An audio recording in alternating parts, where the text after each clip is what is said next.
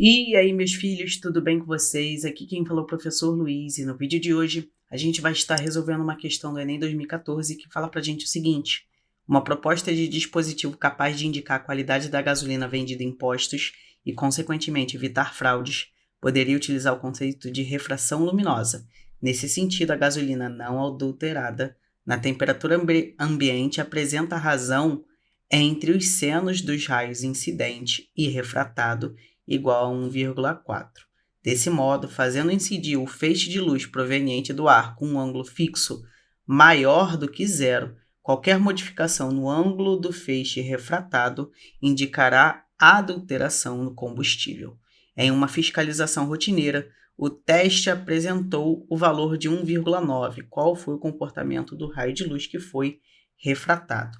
Então vamos lá, gente. Vamos começar essa questão e a gente precisa saber que o raio de luz ele está sendo proveniente do ar e tem que estar indo para a gasolina com um ângulo maior, né, do que zero. E aí, pode acontecer reflexão total? A primeira resposta que a gente vai dar é não. Por quê? Não pode acontecer reflexão total nesse caso porque está indo do ar para a gasolina.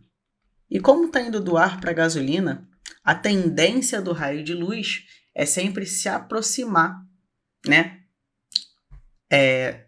da reta normal, né, quando ele vem do ar para a gasolina. Então, estou te dizendo o seguinte: se a gente tem aqui ar, o raio de luz vem, a reta normal está aqui. A tendência é que esse raio de luz se aproxime da reta normal quando ele passa para a gasolina, justamente porque o índice de refração da gasolina é maior do que o índice de refração do ar. Só vai acontecer reflexão total quando estiver indo do índice de maior refringência para o índice de menor refringência. Então, poderia acontecer reflexão total se tivesse indo da gasolina para o ar. Nessa situação, você pode ter reflexão total. Então, como não está indo da gasolina para o ar, não vai acontecer reflexão total, nem vai atingir o ângulo limite. Esse ângulo limite é o ângulo máximo que pode acontecer a refração. Depois disso acontece reflexão total. Como não tem a possibilidade de acontecer reflexão total, já que vai do ar para gasolina, a gente não vai ter o ângulo limite. Mudar de sentido é meio estranho, porque mudar de sentido eu acho errado, tá? Porque sentido é direita, esquerda, para cima e para baixo.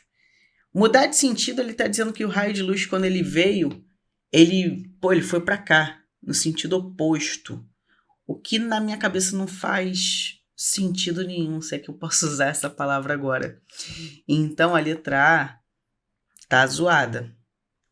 Vamos olhar então a letra D e a letra E, e para isso a gente precisa lembrar da lei de Snell. A lei de Snell diz para a gente o seguinte: o índice de refração, onde a luz está incidindo, vezes o seno do ângulo de incidência, tem que ser igual ao índice do meio, onde a luz vai refratar, vezes o seno do ângulo de refração. A partir disso, a gente pode entender o seguinte: o índice de incidência é o ar. E aí, se você lembrar que o índice do ar vale 1, a gente vai ter a seguinte expressão para essa situação toda. Seno do ângulo de incidência é igual a NR vezes o seno do ângulo de refração. E aí você pode escrever o seguinte: NR vai ser seno do ângulo de incidência sobre seno do ângulo de refração. E aí observa que, tendo essa relação, a gente tem justamente a razão entre os senos dos raios incidente e refratado. Então, quando ele está falando razão entre os senos dos raios incidentes e refratado, ele está te dizendo o seguinte: olha, o valor, né, para essa situação, como o N do ar é 1, o que você vai acabar encontrando é o índice de refração da própria gasolina. Então, na primeira situação, na situação inicial, o índice de refração da gasolina é 1,4. Porque ele te diz que essa razão valeu 1,4. Se esse índice de refração mudar, significa que a gasolina foi adulterada, porque para mudar o índice de refração, você tem que, tecnicamente, mudar o meio. E aí o teste marcou 1,9, ou seja, essa gasolina foi adulterada, mas ele quer saber o que aconteceu com o raio de luz. Vamos lembrar do seguinte, ó. Essas duas grandezas, elas são inversamente proporcionais, porque elas estão sendo multiplicadas. Então, quanto maior o índice de refração, menor é o seno, né? E aí, se a gente pensar em valores de seno, né? Pensa, por exemplo, no seno de 0, seno de 30 e pensa no seno de 90. Seno de 0 é 0, seno de 30 é meio e seno de 90 é 1. Então, conforme vai aumentando o ângulo, o que acontece com o seu resultado do seno? Vai aumentando também. Então, diminuir o seno é diminuir o ângulo de refração. E olha só, o que aconteceu? O índice de refração aumentou. Ele foi de 1,4 para 1,9. Então, o seno do ângulo de refração anterior, ele vai acontecer o que com ele? Se o índice de refração aumenta, o seno diminui. Então, esse novo seno de refração sofreu uma redução.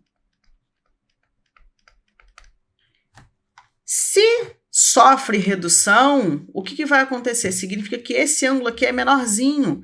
Significa dizer que antes você tinha uma situação que era, por exemplo, assim, ó. Vamos pensar em valores só para você ter uma ideia. O ângulo aqui é fixo, e aí vamos supor que aqui seja 60. Aí, você tem nessa situação inicial que o ângulo de refração deveria marcar 30. Só que ele diz que, como o índice de refração da gasolina marcou 1,9, significa que o ângulo sofreu uma redução. Então, significa dizer que esse ângulo vai ser menor que 30.